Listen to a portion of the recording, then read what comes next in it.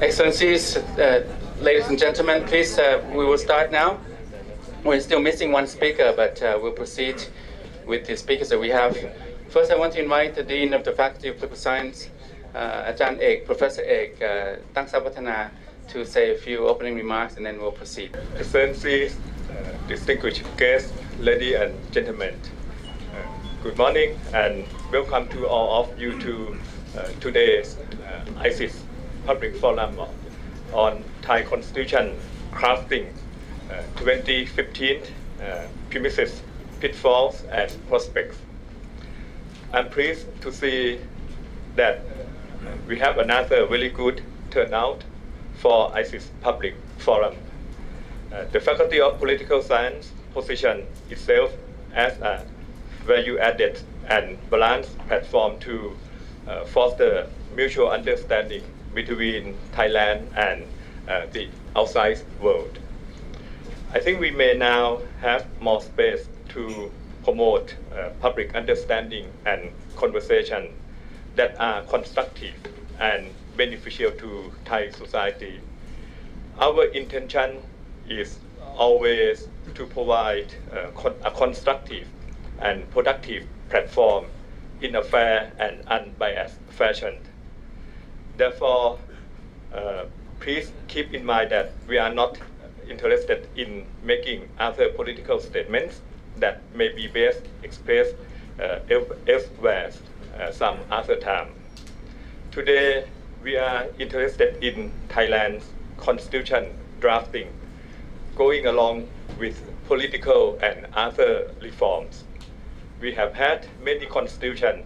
This one, which is being drafted, is said to be our 20th, and one may wonder that is it going to be the last one or not. At issues today for us is whether we are laying out a workable pathway towards a new charter that will enable Thailand to move forward. To address these and related issues, we have a distinguished lineup that includes 3 of 36 constitution drafters, Professor Suchit, Bunbongkarn, Dr. Jade Tonavanik, who will come soon, and Dr. Thawilwadee Bureekul, along with 2 professors from the Faculty of Political Science here, Professor Associate Professor Siripan, Nogsuan, Sawasdee, and Associate Professor Panitan, Wattanayagorn, who is also the advisor to the Minister of Defense and the Deputy Prime Minister. So this means that we also have a government view here. I want to sincerely thank all of the speakers for their time and effort this morning. Please let me pass the floor back to Ajahn Thitinan, who will oversee the proceedings. And thank you again for joining us today. Okay, now we can proceed to the panel. I first want to thank our sponsors. We have some support today. I'm grateful for the support of the Frederick Naumann Stiftung, Dr. Mary Pimrapat, Dusadi Israelgund, who's here, Mr. Siegfried Herzog, also here. Thank you very much. The support of FNS allows us to organize these kinds of platforms that are as impartial as we try to be. Now, I also want to thank the King Prachatipok Institute, KPI. KPI is also co-sponsoring this event today. It's teamwork. KPI also has its own platforms, own seminars explaining the Constitution and the drafting process. And we have Ajahn Thawilwadee, Dr. Thawilwadee Bureekul with us today from KPI. We first will start with 3 constitution drafters. As you know, we are in the middle of crafting another constitution. It's been in the news. There are many issues. There are many discussions, and I think we've seen a number of seminars and public forums in other places. So we will have, we will hear first from Ajahn Suchit, Professor Suchit Bunbongkarn. I'm not going to go into the CVs and bios, so you have them with you. I will just say that Ajahn Suchit has been the dean of this faculty in Ajahn Ek's space prior to him twice. He's been the director of ISIS twice. He's been a Constitution Court judge. He's been a constitution drafter in 1990 for the 1997 Constitution. And he's been involved in the NLA in 2006, 2007, and here again he's with the CDC in 2014-15. So, Ajahn Suchit, the floor is yours. I would begin just to, as a way of introducing issues and cutting into the chase. If we were to describe the thrust, the logic of the 1997 Constitution, it was based on the 1992 bloodshed, getting rid of military dictatorship. So it was an effort to get rid of money politics in Thailand, 1997. So that somehow that didn't work. So in 2007 we had another one, and that one, if I may describe it as a kind of a preventing abuses of power. That was a basis, overarching basis, roughly, of the 2007 Constitution. For 2015, Ajahn Kappa, what kind of overarching theme, if we were to describe this Constitution in a few words, what's the main thrust of this Constitution? And other comments that you would like to make at this time as a Deputy Chairman of the CDC. Ajahn Suchit. Thank you, Ajahn Thitinan, and I'm glad to be invited for this forum again. And the issue of the new constitutions that we were about to finish, we are about to finish very soon, would be one of the topics that everyone here would like to see how does it work. So it's quite interesting to look into the main objective of the new constitutions. When compared with the one that I used to participate in drafting in 1997, I would say that the one in 1997 was designed to redress the basic problems that we faced before 1997. That was the fracturity of the government, the coalition government, instability, and so on and so forth. So we, in 1997's constitution, we wanted to strengthen the executive. We wanted to strengthen the Prime Minister and to strengthen the leadership of the Prime Minister, because before that, before 1997, it was quite, the government, the executive was quite weak. So we want to empower and strengthen the Prime Minister. And at the same time, we want to get rid of the so-called vote buying, which was rampant before 1997, and that's why we established some new organizations or institutions to oversee the elections and to scrutinize the politicians and investigate politicians who were accused of corruption and so on and so forth. So we wanted to strengthen the Prime Minister, and it was quite a success. After 1997, we have had I would say only one or two Prime Ministers only up until last year. That Thaksin Shinawatra and also the Yingluck Shinawatra. But the point is to say they were too strong. This is the point. See, we were quite a success that making the executive too strong. And once they were too strong, they believed they could do anything they prefer, and particularly you can see the issues of the enactment of the passing of the amnesty bill last year in 2014. So this is the thing that we are facing some sort of imbalance between institutions. check and balance system failed after 1997 constitutions to check the abuse of power of the prime ministers and the executive. So the idea of drafting a new one is not crafting, you see. I'm not keen enough to craft the new constitution, you see. The drafting would be good enough for me. I'm not competent to craft it. You see. So drafting the new constitution, we entertain the ideas of having about 4 principles to address the exact problems we are facing. First of all, you see, we are facing the problem of weak people sector. In democracy, if you want to make it a very stable, you need to have a very solid base of democracy, and the base of democracy is the people.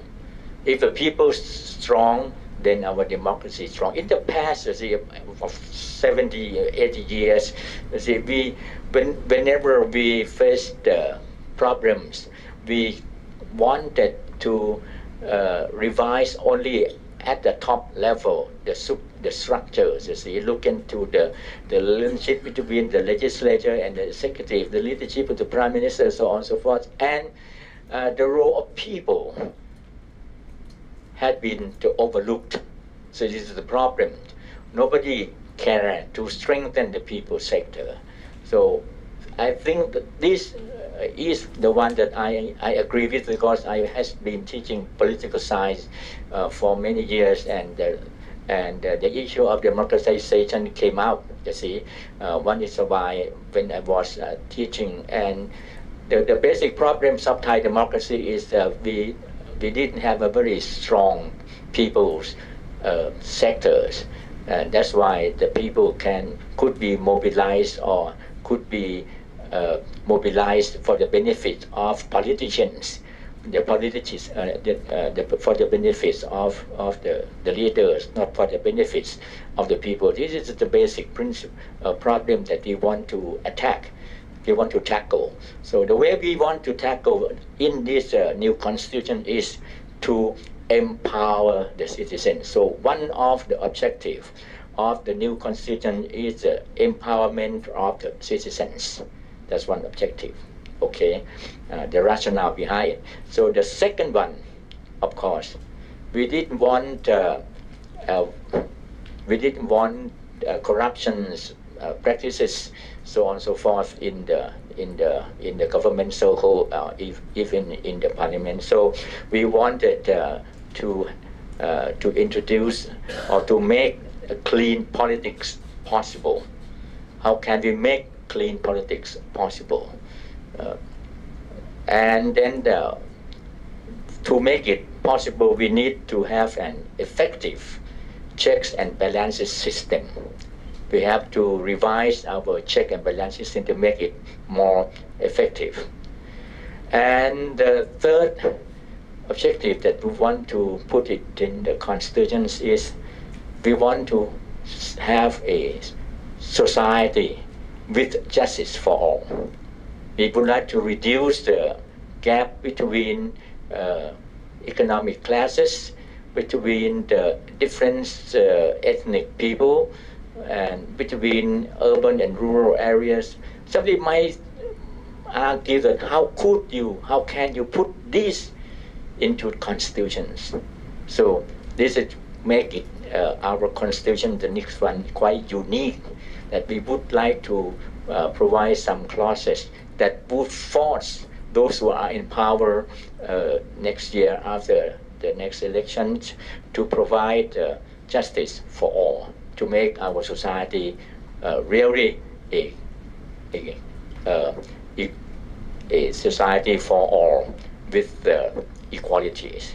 And the fourth one is quite important, because the governments wanted to see that not violence and clashes between the people that happened before the coup last year would not happen again.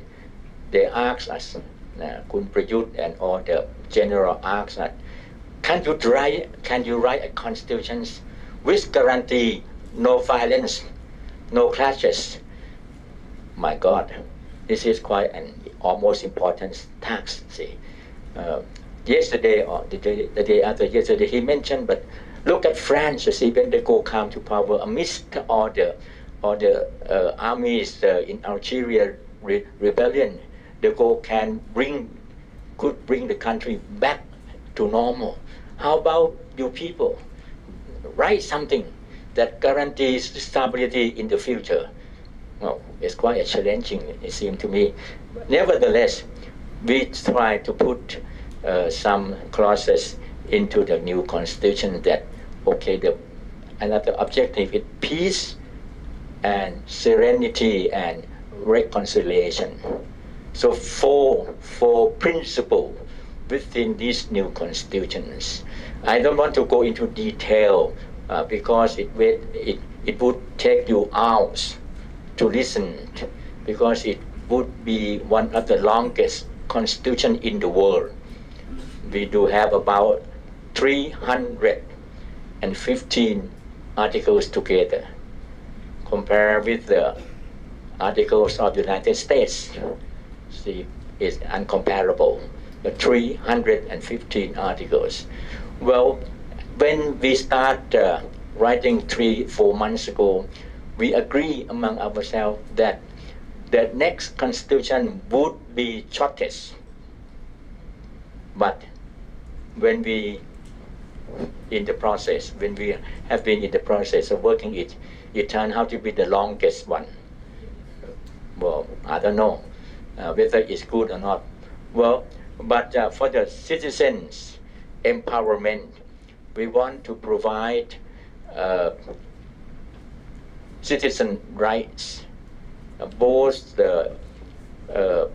in terms of the rights that quite conventional, that the freedom of expressions, freedoms to life, and so on and so forth. So it's a rather conventional style of right and liberty.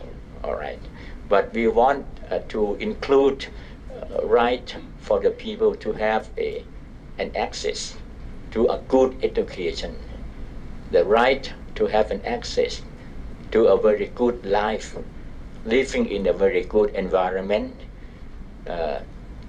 Like Roosevelt once says, you see, that they want American people to be to have freedom of the fear, right? Freedom of poverty and so on and so forth. So we want them to have an access to these educations, environment, and all that. And in the constitutions, we stipulate that the government must be obliged to fulfill these rights. So in a way, it's a rather positive rights, in the say, to have a progressive realization of rights.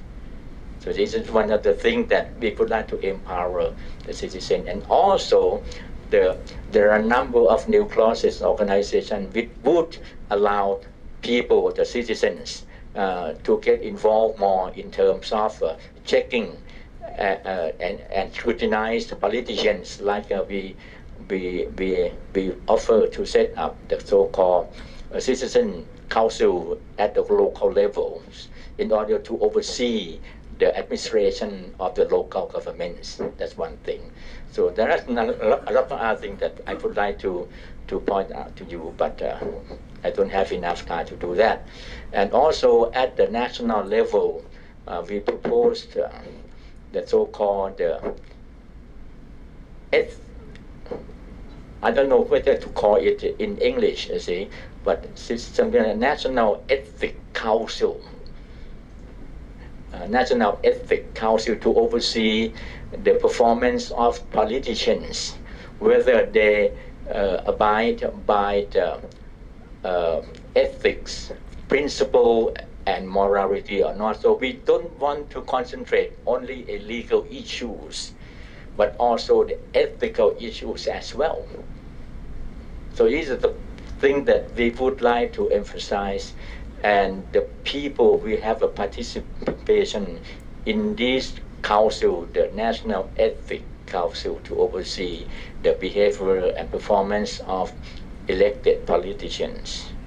In terms of clean politics, we want to avoid the so-called one dominant party that we had experienced before the coup. When I came back from the US 40 years ago to teach political development, I subscribe to the theory of political development in such a way that if we want to make politics in developing countries stable and developed, we need to have one dominant party. It is my former professor thesis, Sam Huntington of Harvard. When he pointed out in his class that look at the Congress, Party Congress of India, look at the Revolutionary Party of Mexico, look at the LDP of Japan, look at the PAP of Singapore, look at the Alliance Party of UMNO and on the rest of Malaysia.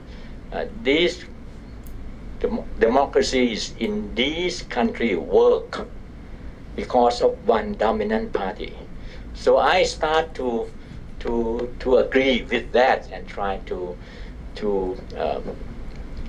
teach my students that we want to make our democracy stable and develop. We need to have a one dominant party. But it turned out to be something different. You see, when we did have it before the coup, it turned out to be a party that the leader can abuse power, because the party system in our country was not really a party. You see, because it turned out to be some sort of a private companies run by the millionaires, and they can dictate all the members of the party to do this and that, you see. So it's not really a political party in such a way. So we didn't want this to dominate in the new selection, in the new constitution. So we adopt the so-called mixed member proportional election system, or MMP, you see, to allow the smaller parties to get elected to reflect a true will of the electors, the true will of the voters. Because if we agree, if we continue to adopt the first past the post single member constituency like we had it before, the result would rather distort the real intention of the voters. So the MMP is more accurate in reflect the will of the voters, as well as it would allow smaller party into the parliament. So again, we would have coalition government, and we have been attacked by a number of former political leaders that it would destabilize the next government. So I would say that it would not be so, because if the party system become more effective, become more democratic, our party system become more responsible to the people. If there will be a coalition, there would be any problem if they try to respond more to the people, not to respond to the need of the leaders only. So this is the fact. This is the one that we would like to make it happen. Okay. And then we try to strengthen the Counter-Corruption Commission, and we try to set up a judicial process which facilitate a very effective way to oversee the irregularities of politicians. So these are the things that we would like to see that strengthen the justice system. And then on the issue of society with justice, with reforms, we cannot say much in the constitution, but we want to put clauses reform in order to force or to compel the future politician to comply with it. In other words, you see, what we have been doing so far this year cannot be a good result, cannot be a good result if stop here now or next year. So continuity is a must. Continuity is a must if we want to reform our society. And one of the issues that we would like to reform is justice for all. Reduce the gap between rich and poor, reduce the gaps of opportunity between the urban and rural areas, so on and so forth. We would like to put across that the next government has an obligation to fulfill it. And the last but not least is the peace and serenity and reconciliation.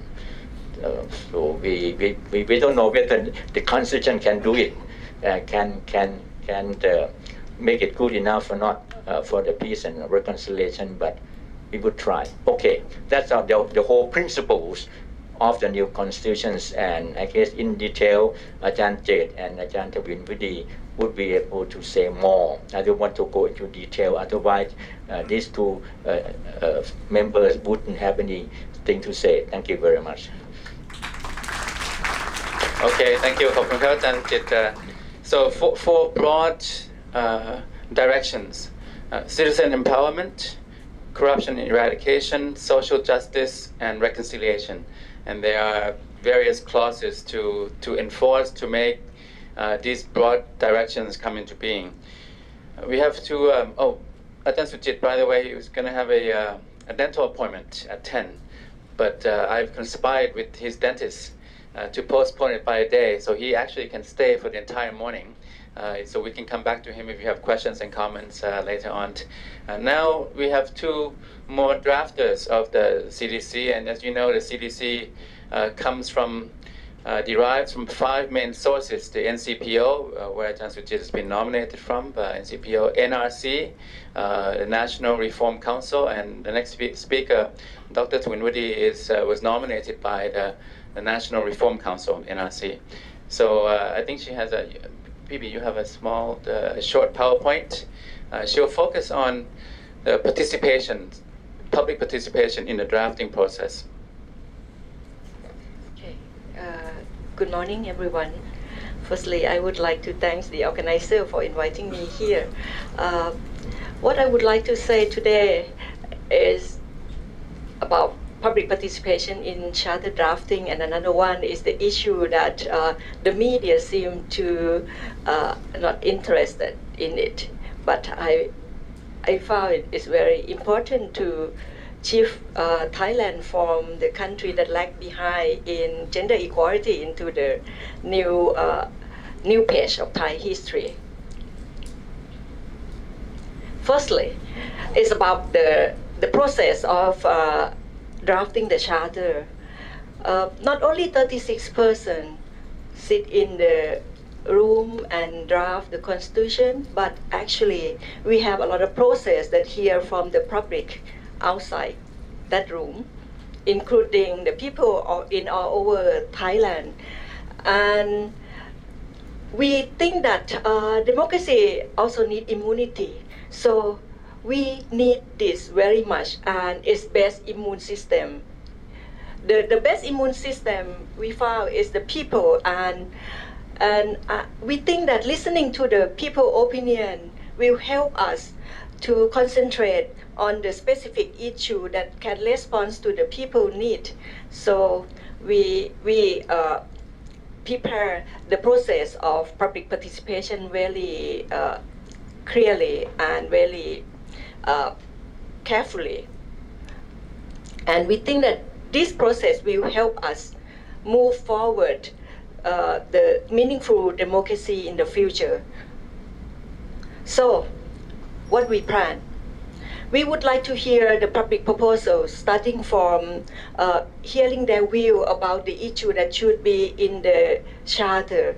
So we decide to have the PO box number 9, so that the people can submit their proposal to us directly. So every proposal was sent to us until today.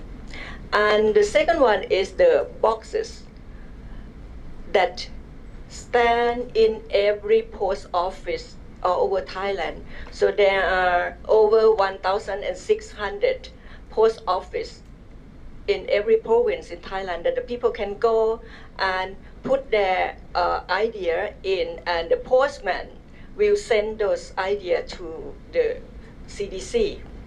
And then we also have the website, Facebook, email, and also we welcome the public proposal that come to us. During the past few months, we receive all those proposals almost every day. And all those ideas are compiled and sent to the CDC, and they also use it when they're starting drafting article by article. And another important forums that we use is the public deliberative forums. We organize over 20 deliberative forum all over Thailand, but we decide 10 specific deliberative forum in 10 areas in all over Thailand and invite the eligible voter that come from the probability sampling to the forum. And those groups, we have 80% of them, and 20% are from specific group like the minority group or the youth or the media or the civil society member, for example. And we just finished it by the end of April.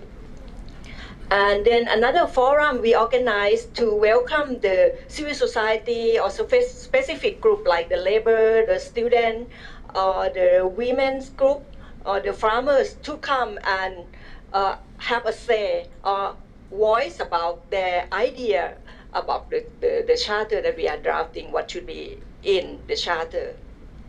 So those are activities that we design. And then we have the process to inform the public. We provide public with information and help them understand what we are working. We have the speakers and we have the newsletter. We have a website that the people can access to our information that we provide, especially the minute that come out from the CDC meeting every day will be on the website that everyone can access. And also the proposal from the public, and also the summary from the forum, from every forum, also put in that website. People can access. I think many thousand people visit our website. And this is the example of the newsletter that we provide very regularly. Now we have number 7 already, and we provide with it information about the Constitution, especially the right and liberty, the civic duty in the Constitution, and also the new system of election, for example. So the people can read it and understand it very clearly and easily, and the people can access to the newsletter by visiting our website and download it ebook. And this is the website, and we show the minute of the CDC in it. This is one example. And this is the picture from the forum that we organize in all over Thailand. And the people are ordinary people. Some of them had not been invited to any forum before. So some people found it was the first time that they have a say in the process of the public administration or constitutional drafting process. That is it. Even the monks also are invited. This is the process. Yeah. At the end, when we ask them to join singing the song that we dream to have the brighter future. That's mean the meaningful public participation and true democracy with reconciliation or peaceful democracy that we aim. and we divide them into specific groups so that they will find they have more opportunity, more chance to have a say instead of having in the big group. And the process that we use deliberative democracy. We have the criteria in deliberation, and we have trained facilitators to run this process. And thanks to KPI and community organization council that help us in running this. And this is the key ideas that offered by the people in 77 provinces over Thailand. The most important issue that come out from almost every forums are anti-corruption. They would like the constitution mandate anti-corruption mechanism very effectively. And the second one is about reconciliation process, education reform, and public participation in policy process, equality, and also social economic security, for example.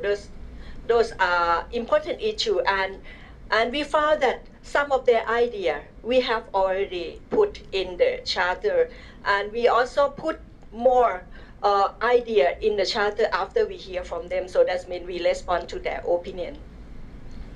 This is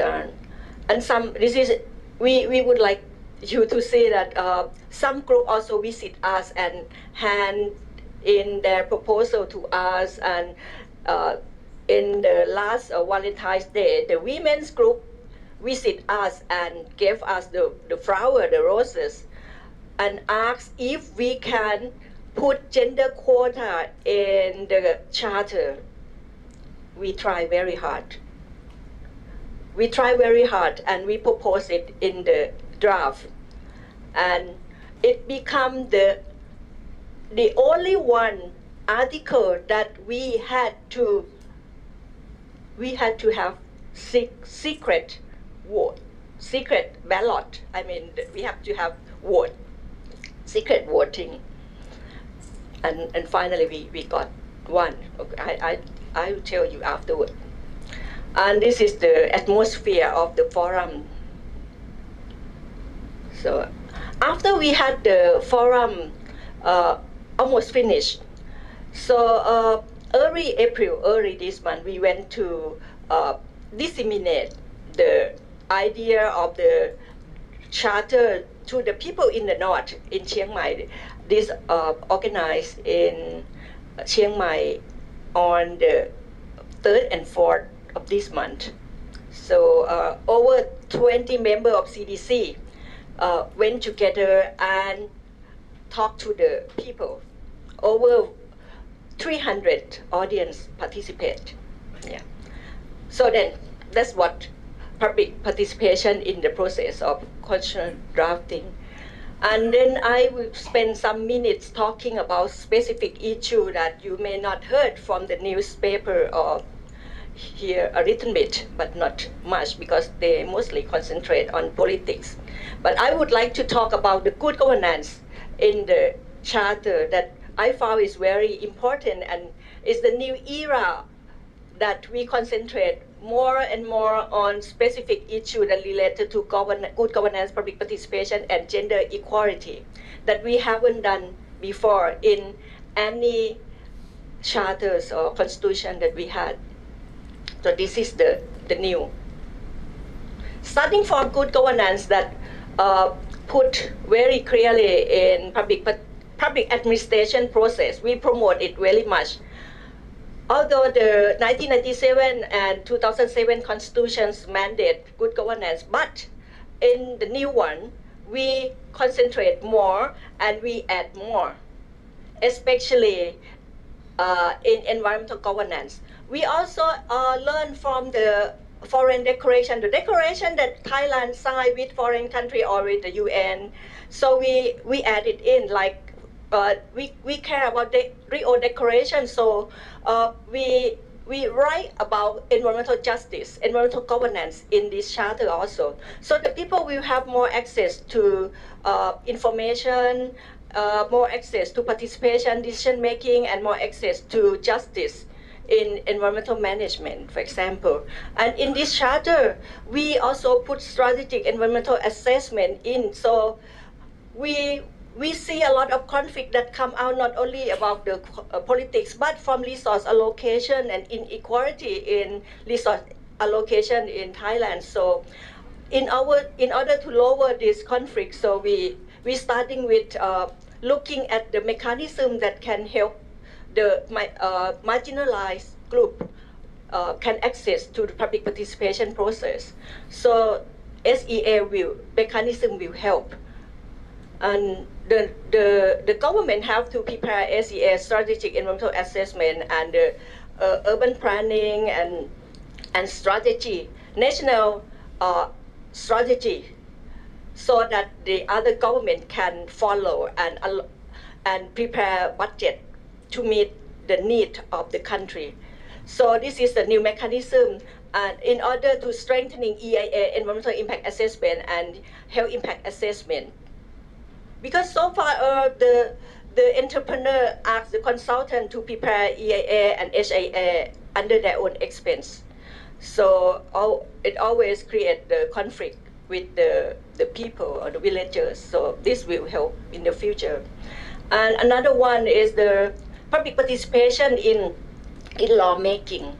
So we allow the people to have a say and to submit the bill to the parliament. But this is the new era that the bill that proposed by the ordinary people like us will be considered or will be scrutinized continuously. Although we have the House dissolution, for example, we don't need the approval of the cabinet like the previous constitution. This is the new. And the People Assembly that we have, Professor Suchit already talked about. And we are going to use the public participation process to allow people to have a say. How can we get the member of People Assembly to participate in the process of local government, for example? Because we will have People Assembly that will work in collaboration with the local administration in the future. And the next. This is the most important issue in the new charter that I found, because I am woman, I am female. I'm very proud of having this item in the article in the charter. Gender responsive budgeting is in. It is the first time that we have. Actually, it's very complicated concept. We try very hard to let the member of CDC understand this. And thanks to Dr. Jade and Professor Suchit to support us on this. Yeah. Would you think so? Yeah, I trust you. I trust you because Dr. Jade, when I said that, okay, GRB also list in some country constitution, then he found it. He talked about Austrian constitution. So we got it. Luckily, we got it. So it will be the first time that we have, because it initiates the opportunity that the process of budget allocation will take into account the gender issue. And it helps the government understand how they need to adjust their priorities and reallocate resources to live up to their commitment to achieving gender equality and advancing women's rights. Thanks to UN Women, NDI, IDEA, Asia Foundation, and all friends that try to push this issue. Thank you very much. That make me understand this, and then GRB is in. Thank you. So it will be the first time that we have, but we have to ask your support in the future because it's very new. And to have this, it can show that Thailand support the CEDAW.